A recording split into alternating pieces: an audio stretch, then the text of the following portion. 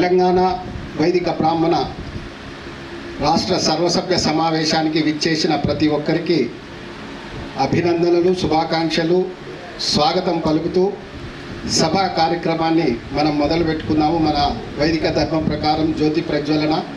ముందుగా మన తెలంగాణ రాష్ట్ర వైదిక బ్రాహ్మణ అధ్యక్షులైన బ్రహ్మశ్రీ మురుకుంట్ల రాజేశ్వరి శర్మ గారిని రావాల్సిందిగా కోరుతున్నాము. వారికి హర్షధ్వానాలు. శ్రీ విద్య ఉపాసకులు, శ్రీ విద్యా శక్తిపీఠ వ్యవస్థాపకులైన బ్రహ్మశ్రీ నారాయణం చక్రవర్తి గారిని ఆహ్వానిస్తున్నాము.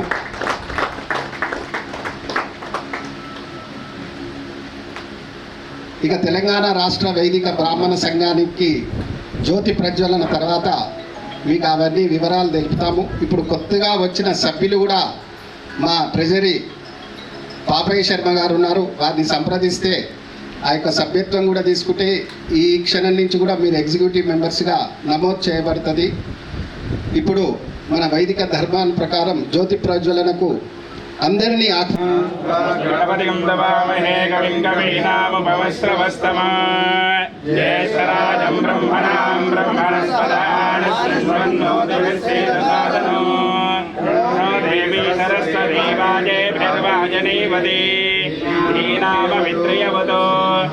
గురు బ్రహ్మ గురు విష్ణు గురుర్దేవో మహేశ్వరః బ్రహ్మా తస్మై శ్రీ గురవే నమః. పఠన్నిర్డతిమ్మమ పశోగశ్చమఖ్యమావహ జీవనం జదిశో దిశా యావత్ కర్మ సమాప్తి స్యాతావత్ సుస్థిరో భవ. దీపం జ్యోతిర్మయం బ్రహ్మ దీపం సర్వతమోదహం దీపేన సాధ్యతే.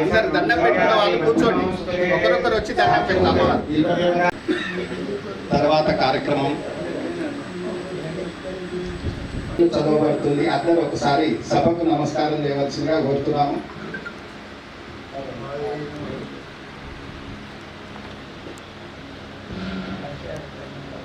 పిలువంగానే సభావేదిక దగ్గరికి వచ్చి సభకు పరిచయం చేయవలసిందిగా కోరుతున్నాము. ముందుగా తెలంగాణ వైదిక బ్రాహ్మణ,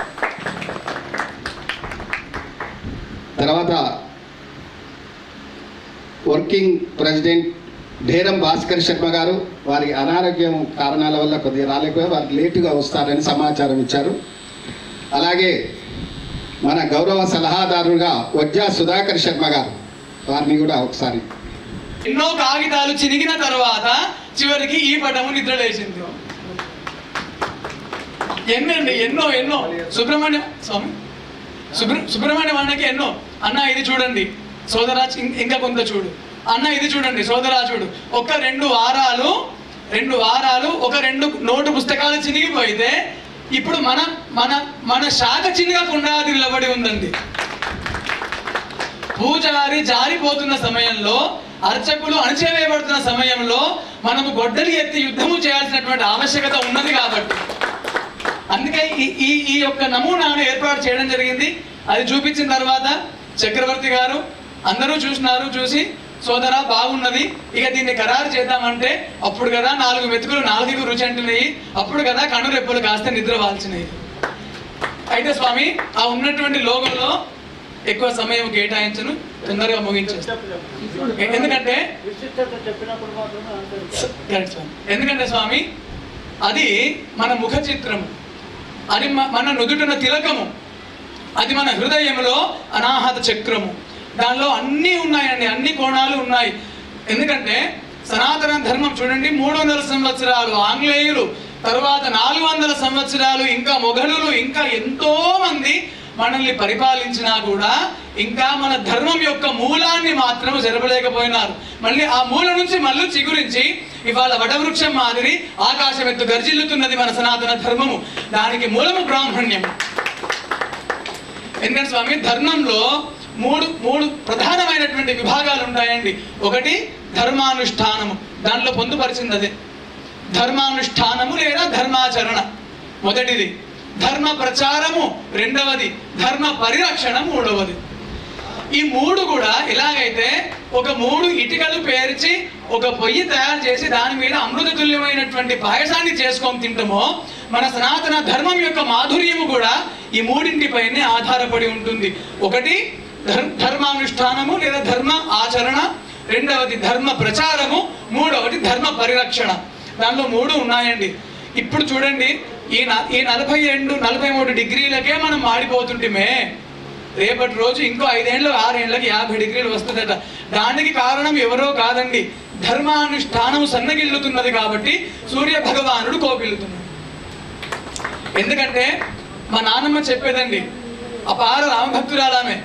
కొడుక, ఒక బ్రాహ్మణుడి ఇంట్లో కొడుకు పుడితే సూర్యుడు కిలకిల నవ్వుతాడు బిడ్డ అంటుండే ఆమె.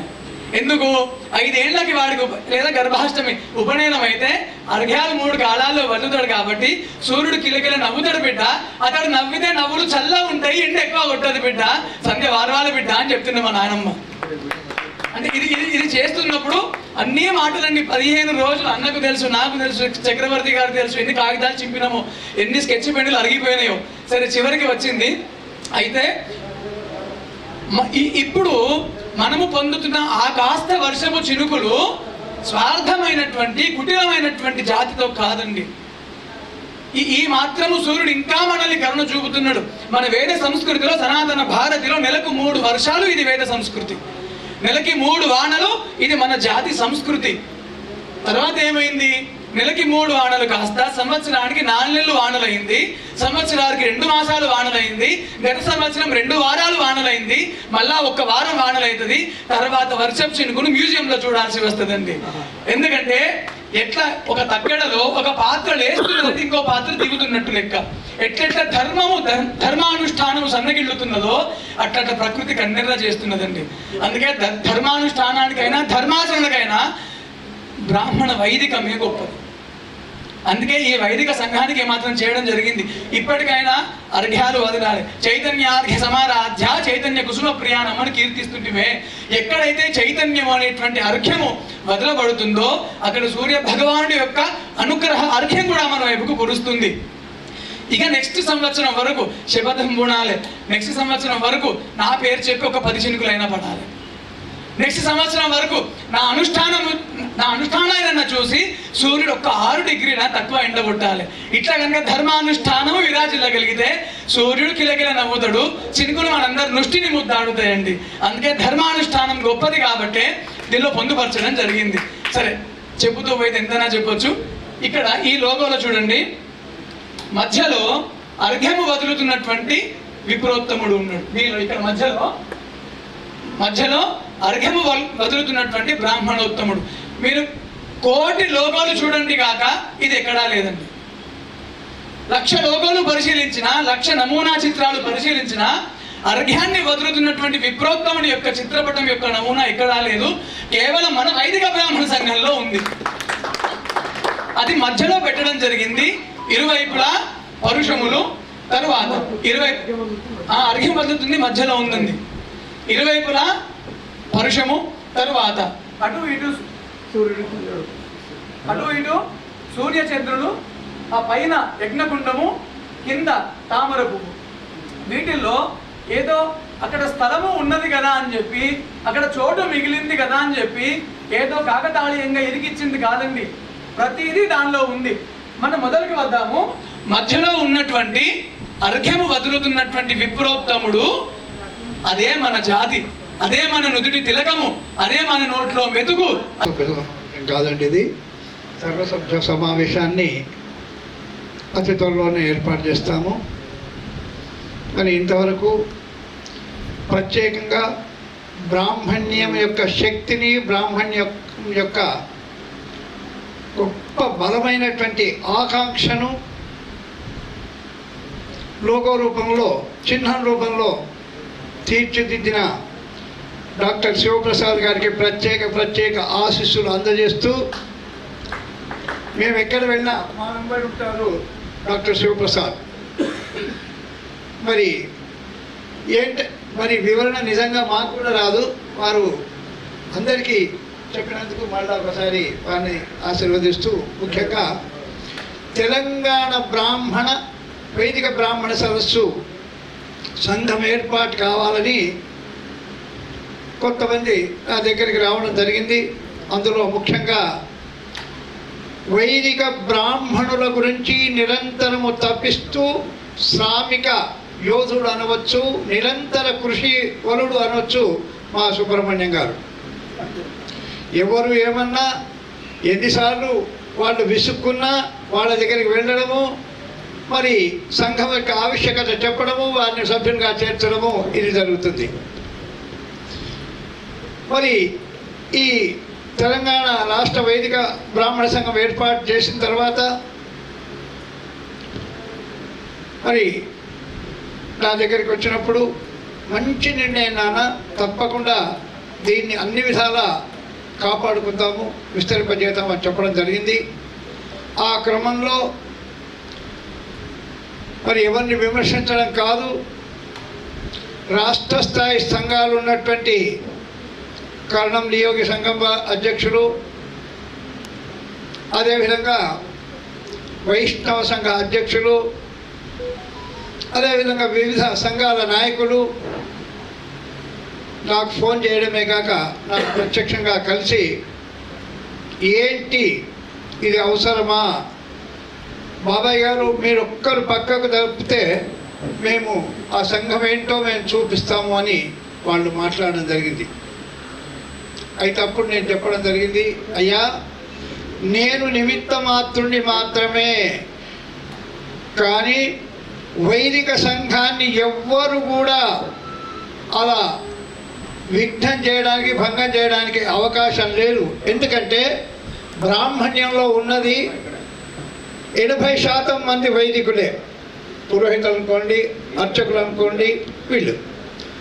మరి అవమానాలు పడుతున్నది ఎవరండి? అగచాట్లు పడుతున్నది ఎవరు? వైదికులే. ఓ పెళ్ళికి పోతాడు, వాడు చేయించుకుంటాడు, భార్యవాడికి ఇచ్చిన విలువ కూడా మనకి ఇవ్వడు. కార్యక్రమం అయిందా, వాడినంతలో వాడే. కాబట్టి ఈ విధంగా అగచాట్లు, అవమానాలు ఇవన్నీ కూడా భరించాల్సి వచ్చినప్పుడు మనకంటూ చెప్పుకోవడానికి ఒక సంఘం ఉండాలి అని బాగా ఆలోచన చేసి ఈ సంఘం యొక్క మరి ఇక్కడ ఉన్నటువంటి అతిరథ మహారథులు అందరూ ఉన్నారు. వాళ్ళందరిలో నేను వాస్తవికంగా నాకు సంఘం అవసరం కూడా లేదు. మా శ్రీలకు తెలుసు, కన్నయ్య కూడా తెలుసు. ఎందుకంటే ఈ వయసులో నువ్వెందుకు నాన్న తిరిగేదని పిల్లలు అంటుంటారు. అయినా ఒక్క బ్రాహ్మడైనా ఉన్నత స్థితికి వచ్చినప్పుడు నిజంగా సంతోషపడేది అందరూ. కొన్ని వేల సంఖ్యలు వస్తున్నాయి. దానికి కారణం మేము ప్రత్యేకంగా చెప్పవలసిన అవసరం లేదు. అందరు చెయ్యని మనం వద్దనద్దు. మనం కూడా ఆకాంక్షించేది అంటే చాలామంది సిద్ధాంతులు ఇంకా రావాలి, ఇంకా వేద పండితులు రావాలి, అందరు రావాలని ఆకాంక్షిస్తున్న ఉద్దేశం ఇప్పుడు మన ఈ సంఘం యొక్క ఉద్దేశం కూడా అదే. మనం ఇంకా బలపడాలని, ఈ రంగంలో కూడా బలపడాలి. దానికి కావాల్సింది కాకపోతే మనం సరి అయిన పద్ధతిలో సమాజానికి మంచి విద్యను, మంచి పంచాంగాలను అందించడానికి ప్రయత్నించాలి. ఎవరికైనా ఏదైనా సహకారం కావాలంటే తప్పకుండా నా వంతు సహకారాన్ని అందిస్తాను. ఈనాడు తెలంగాణ బ్రాహ్మణ వైదిక కార్యవర్గ సమావేశం మాత్రమే ఏర్పాటు చేశాము. ఇది సభ కాదు. ఈ కార్యవర్గానికి వివిధ ప్రాంతాల నుంచి వచ్చినటువంటి బ్రాహ్మణ మహాశయులకు శిరస్సు వంచి నమస్కరిస్తూ, అదేవిధంగా ఈ భవిష్యత్ కార్యక్రమాన్ని ఎలా నిర్వర్తించాలి, ప్రతి బ్రాహ్మడు, ప్రతి వైదిక బ్రాహ్మడు తన వంతు బాధ్యతగా కనీసం ఒక 10 మంది సభ్యులైన సంఘంలో చేర్చాలి. కలౌ సంఘటిత శక్తి అని చెప్తుంటారు. కలియుగంలో ఏదయ్యా బలము అంటే ఈ ఓట్లో ఉన్నంత కాలము మంది ఎంతమంది ఉన్నారయ్యా మీ దగ్గర, ఏ రాజకీయ నాయకుడి దగ్గర మంది ఎక్కువ అని అడుగుతుంటారు. కాబట్టి వైదిక బ్రాహ్మణ సంఘంలో కనీసం ఒక 5,000 మంది సభ్యులను చేర్పించాల్సిన బాధ్యత ప్రతి ఒక్కరికి ఉంది. మరి ఆ విధంగా వైదిక బ్రాహ్మణ సంఘ అభివృద్ధికి ప్రతి ఒక్కరు కూడా సహకరించాలని, గర్వంగా చెప్పుకునేటువంటి పరిస్థితి రావాలా. నేను వైదిక బ్రాహ్మణుణ్ణి అని తల ఎత్తుకొని చెప్పేటువంటి పరిస్థితి తీసుకురావాల్సినటువంటి బాధ్యత ప్రతి వైదిక బ్రాహ్మణి పైన ఉందని తెలియజేస్తూ, మరి ఈ సంఘాన్ని అభివృద్ధిపరచడంలో మహిళలు, యువకులు, మేధావులు, అతి త్వరలోనే ఐపీఎస్, ఐఏఎస్లో ఉన్నటువంటి బ్రాహ్మణులు, అదేవిధంగా న్యాయశాఖలో ఉన్నటువంటి బ్రాహ్మణులు, ఎలక్షన్ కోడ్ లేకపోతే హైకోర్టు జడ్జీలను కూడా అడిగినాము, మరి పోలీస్ ఆఫీసర్లను కూడా అడిగినాం. అయ్యా, ఎలక్షన్ కోడ్ ఉంది కాబట్టి దయచేసి మాకు ఇబ్బందులు కలగజేయకండి అని వారు అన్నందుకు మరి ఆగడం జరిగింది.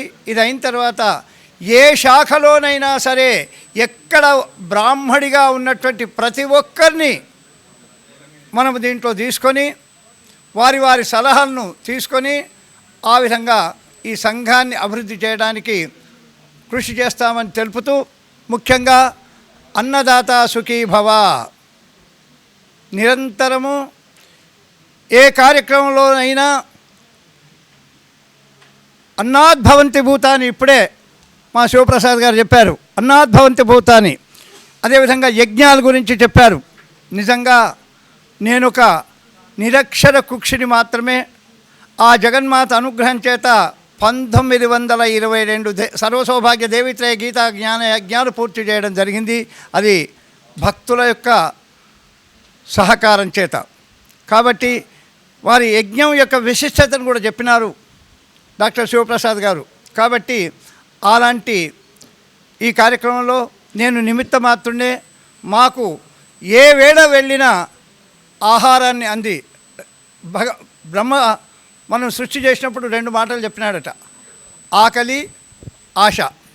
ఈ జానెడు పొట్ట కోసమే ఇవన్నీ, లేకపోతే మనం ఎక్కడి వాళ్ళం అక్కడే ఉందాం.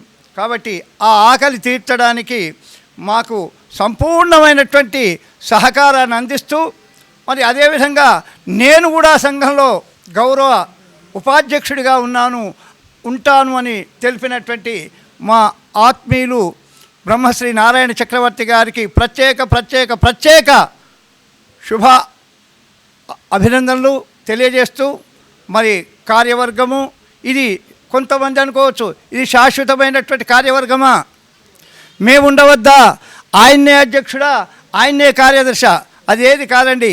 అతి త్వరలోనే జిల్లాలని కూడా తిరిగి అక్కడి నుంచి సంఖ్యాబలాన్ని పెంచి అప్పుడు నూతన కార్యవర్గాన్ని ఏర్పాటు చేయడం జరుగుతుంది.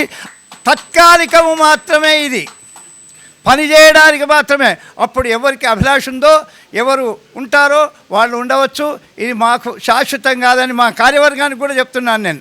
వాళ్ళకు బాధ్యతలు అప్పచెప్తాం, యువకులను ప్రోత్సహిస్తాం, మహిళలను ప్రోత్సహిస్తాం. నిన్ననే నేను ఒక మాట చెప్పడం జరిగింది, మహిళా కార్యదర్శిగా మహిళా విభాగానికి ఉండమని శ్రీమతి విమలా కన్యా గారిని కోరడం జరిగింది.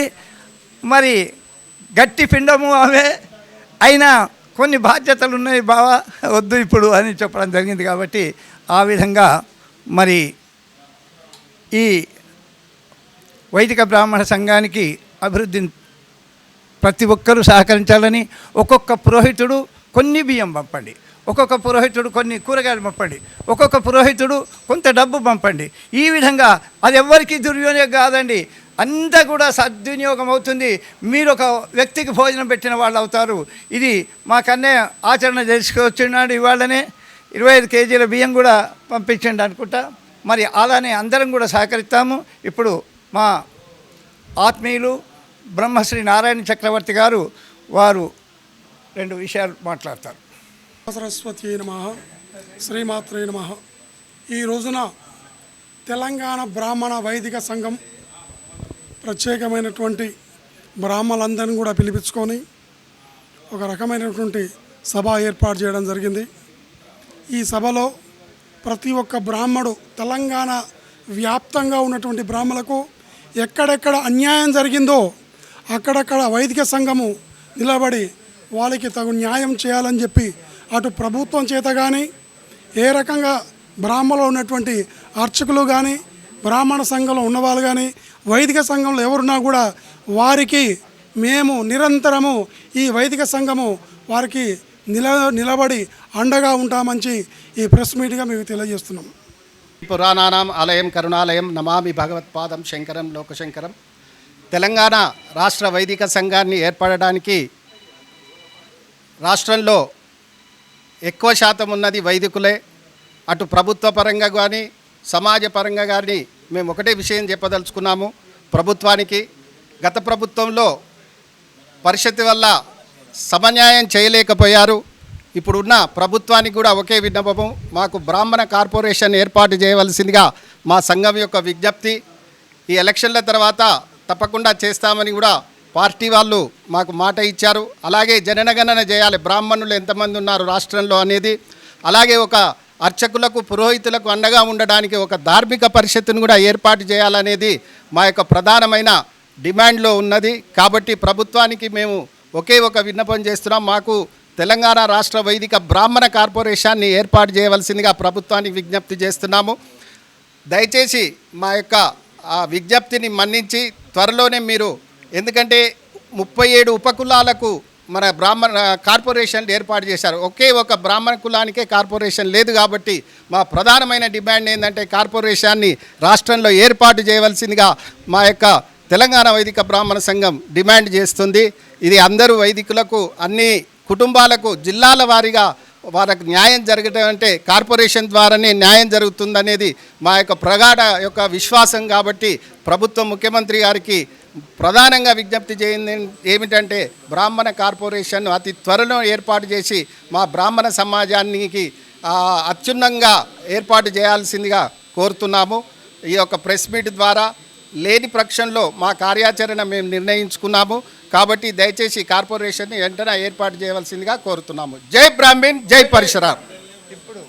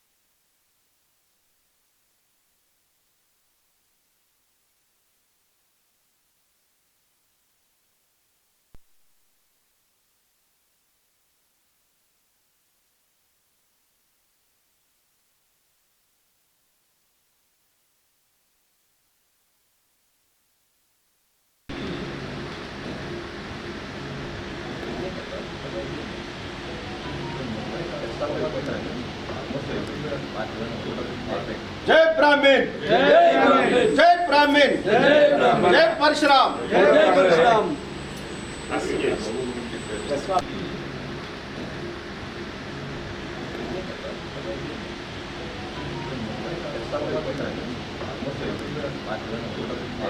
జై బ్రాహ్మణ్, జై బ్రాహ్మణ్, జై పరశురామ్.